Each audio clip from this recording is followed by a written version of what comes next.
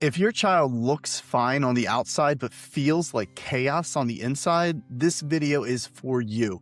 Anxiety in kids is rarely about thoughts. It's usually about a nervous system that was never taught how to regulate.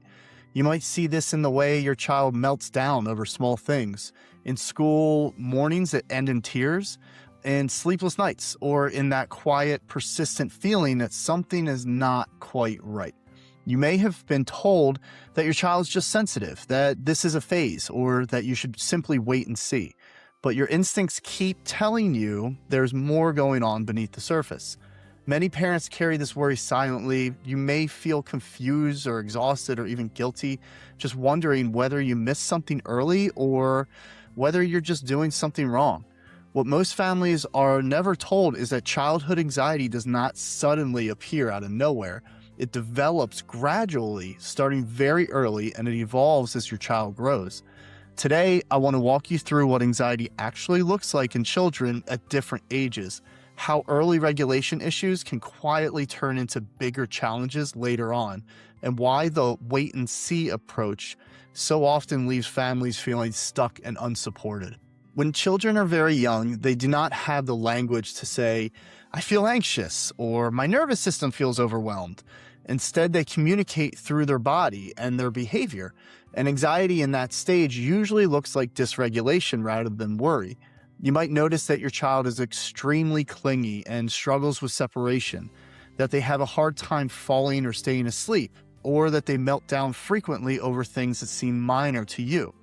They may be highly sensitive to noise and crowds or transitions, and once they're upset, they can be very difficult to calm down. Does that sound familiar? Some children show this through frequent illnesses, digestive issues, feeding struggles, or a general sense of being on edge. Many parents describe these children as intense or high needs or extra sensitive, but underneath those labels is usually a nervous system that never developed a strong parasympathetic brake. Maybe birth was stressful, sleep was never truly restorative, or your child had repeated illnesses and antibiotics early on. Maybe they were exposed to a lot of sensory input before their system was ready for it. Whatever the cause, their nervous system tends to stay closer to alert mode, even in safe environments. At this stage, we do not usually call this anxiety, but it's the foundation from which anxiety later grows.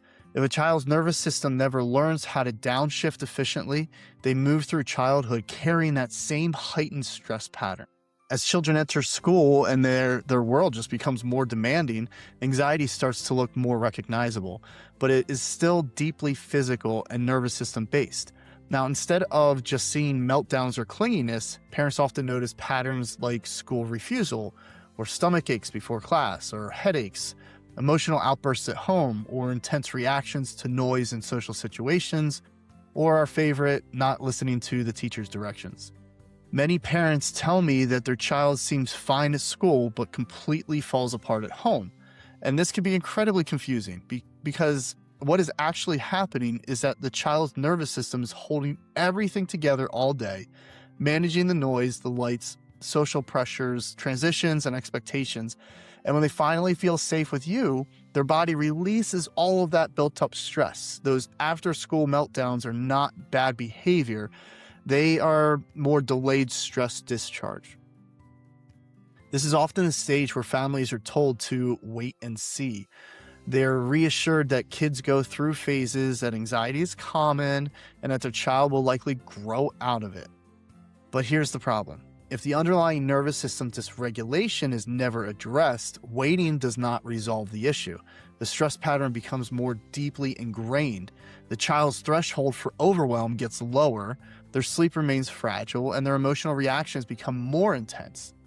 What started as early regulation challenges does not disappear, it actually evolves.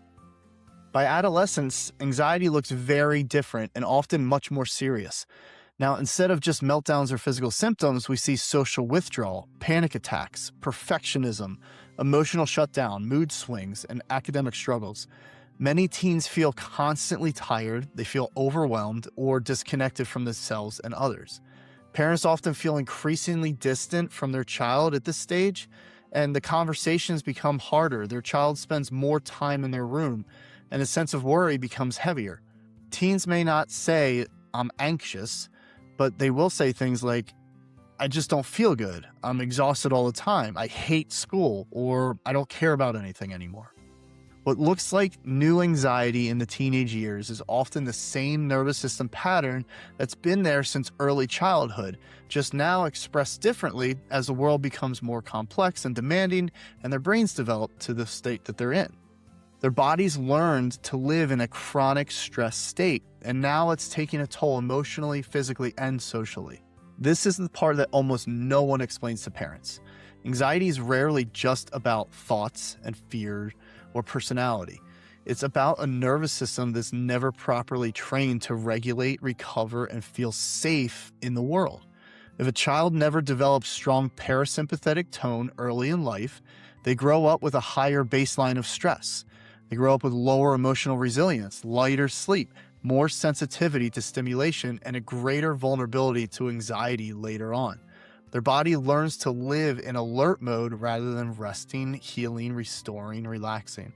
When pediatricians say, "Let's wait and see," they're essentially hoping that the nervous system will sort itself out naturally over time. But if the nervous system's already dysregulated, waiting does not usually fix it. It often makes the pattern more entrenched. By the time a child is 8 or 10 or 14, the issue is no longer that anxiety suddenly appeared. It's that the underlying nervous system pattern has just been present for years and years and is now harder to shift. That's why early recognition and support matter so much. We see this developmental pattern all the time in our practice.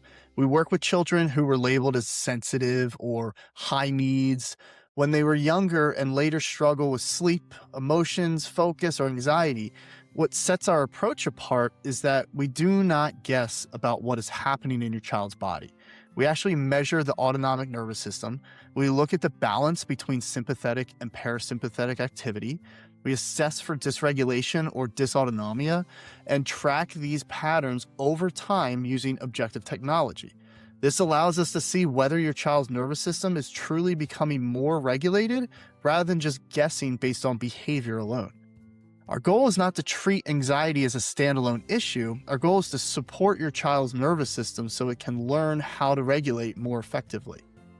When that happens, we often see calmer emotions, we see deeper sleep, fewer meltdowns, there's better focus, there's greater resilience to stress, fewer physical symptoms, and in many cases, a natural softening of anxiety-like behaviors. We're not trying to replace your pediatrician or mental health support. Instead, we focus on the physiological foundation that so many children never were given.